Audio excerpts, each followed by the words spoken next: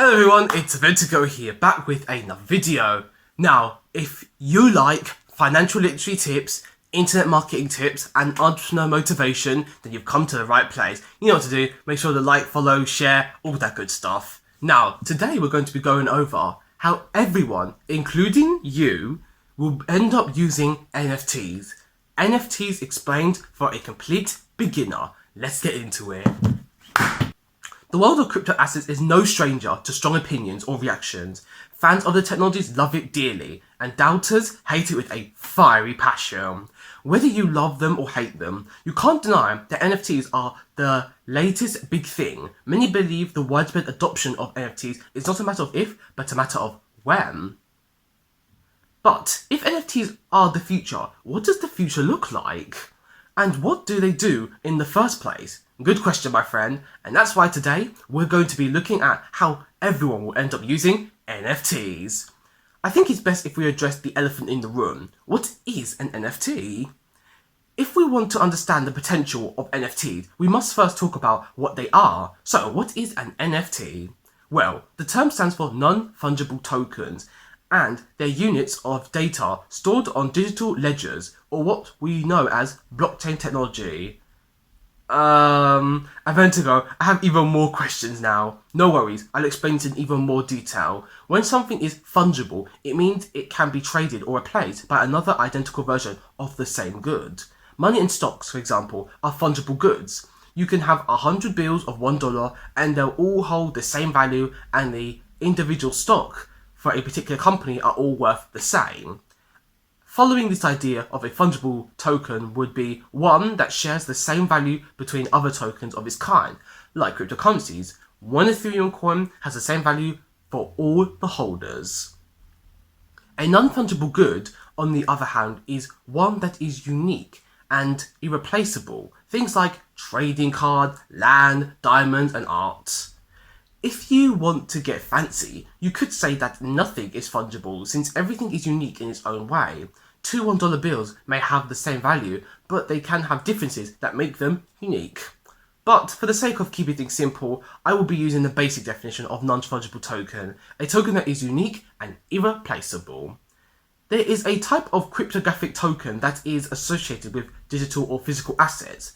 No two NFTs are the same, nor do they have the same value. NFTs are kind of like unique digital documents or signatures. Now, let's talk about their use. How are NFTs being used right now? Because NFTs store data, they can be associated with specific physical or digital assets. Going a little further, being unique data points means they can't be falsified or replaced. Combine the two and you get the most common use for them, which is a way to prove ownership or the right to use the asset. Or at least that's the idea. That's the boring version. The interesting thing is how they're being used. The most common use for NFTs right now is to sell them as digital art / as collectible items in the same way we do in the real world. Here are a few crazy examples. Mike Wickelman, known as the digital artist Beeple, sold a collection of his work as an NFT every day. The first 5,000 days was the history of the artist's work. For more than a decade, it was sold through the Christie's auction company and reached an incredible amount of $69 million. Damn! Another common use case is the creation of NFT collectibles like trading cards, sports, moments, tokenized, and even digital rainbow flying cats. One of these examples of these collectibles is the NBA's Top Shot product. These trading cards, created in collaboration with the DARPA Labs, have digital pictures of players at specific moments and even replayable highlights. One of those cards with a highlight of LeBron James sold for $200,000.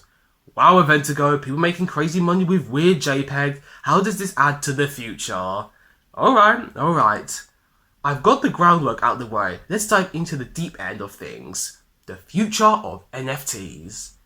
Now then, let's dive right in, shall we? Selling digital art and making them collector items is an interesting use for NFTs, but it's not the extent of what we can do with this technology. Here are a few things these great pieces of technology can do. One of them being, number 1, tickets. One way in which NFTs can be used to great effect is in the ticket industry. To you, that might not be the most exciting revelation, but one of the biggest issues with tickets for sporting events, concerts, and even flights tend to be the issue of scalpers and counterfeiters. If tickets were NFTs, you wouldn't have to worry about your ticket being original or not. The BBC made an article and it said ticket fraud victims lose over £1 million. Victims of ticket fraud are losing an average of £365 each. A new report has found in the last 12 months, nearly 5,000 people reported being scammed when trying to buy tickets. But if you could easily verify who owns the ticket and its authenticity, that wouldn't be a problem. Tickets could also be made non-transferable, preventing people from being sold and that way eliminating the incentives of scalping. Number 2. Virtual documents. Another use of NFTs could be virtual documents. Let's face it now, you can write down pretty much anything you want on a resume, and an employee would have to go through a lot of trouble to verify it all. Don't believe me? Just ask Christopher Mastermind, aka The Mastermind. The link will be in the description down below. It's a very funny video. But if our documents like licenses, IDs, diplomas, even passports were NFTs, it would be simple to verify that information, and not only that, it would be particularly impossible for someone to pretend to be you as part of a scam or fraud, as it would be quite easy to check the legitimacy of their claims. In the same way NFTs could be used for the real world, such as for cars and real estate, this can prevent issues of people trying to sell things they don't own, like those scams of people finding out their home has been sold by scammers. Number 3. Gaming. Cosmetic purchases are already common in the gaming world. New clothes for your character to wear, special effects for your weapon, and virtual pets are some of the things you can already buy in games. But when you buy these things, you could only use them in one game. But imagine being able to take them anywhere you go. That's one of the dreams for NFTs, being able to purchase these items and take them with you anywhere you go. Plus, being able to trade them outside of the game itself. However, this would require a level of cooperation between gaming companies that we aren't so sure we'll see anytime soon. Now, let's look at some of the problems with NFTs. You hear a lot of buzz around NFTs and how they're great for artists and collectors and countless other things. The truth is, there are some issues with the technology. Before we can see some of the uses I've talked about shine, and especially the future ones, we need to solve a couple of problems first, and that being, number 1, cost to create. Right now, most NFTs are made on the Ethereum blockchain. This makes them rather expensive to create because of the mining process and associated fees. While mining might have been relatively cheap at first, the cost is quickly gotten out of hand. This leads us to another problem, which is number 2, sustainability. The art of creating an NFT is not only expensive, but ridiculously inefficient. Energy-wise, mining an NFT through proof of work requires a lot of power. It wouldn't be sustainable in the long run. Both of these problems can be solved by moving to other blockchains that are less intensive and using other mining processes, but the same cannot be said for our next point, which is number 3, difficulty of use. Right now, making an NFT isn't super easy. If the technology wants to gain more widespread adoption, it needs to be. Luckily, this is mostly a short-term issue that will be resolved as the tech evolves. The first 3 issues all arise in ways NFTs are created right now, but the last and probably the most conflictive one is the issue of number 4, proof of ownership of the asset. NFTs are supposed to prove that you own an asset, but the truth is that people can easily download the data that an NFT points to. A lot of NFTs are more of a status symbol than an owned asset, since anyone could easily replace that without much legal replication. If NFTs want to be taken seriously, this is going to have to be fixed somehow or another. Number 5, link degradation. Because NFTs can't store the entirety of your digital asset, just link to it with literal web links. What happens if those links break?